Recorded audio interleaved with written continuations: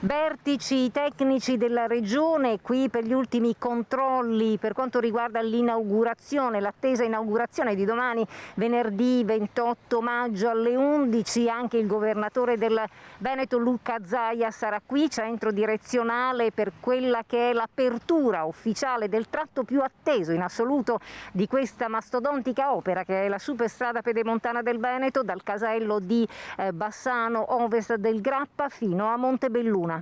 Ore contate dunque per l'apertura di quei 35 chilometri percorribili in poco più di mezz'ora, un tempo che permette un collegamento più agile fra l'Alto Vicentino e il Trevigiano.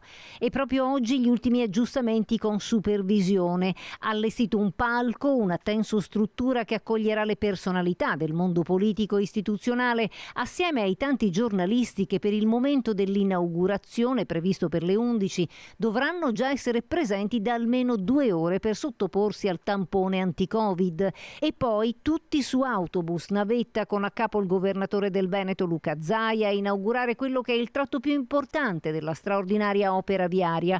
Con l'apertura di domani andranno a compimento i 2/3 dell'intero tracciato, con interconnessioni con l'A4, A31 e A27. Un percorso che investe un bacino territoriale di 114 comuni, 37 dei quali direttamente interessati, in un asse stradale di sviluppo di 162 chilometri, 94 dei quali di viabilità principale.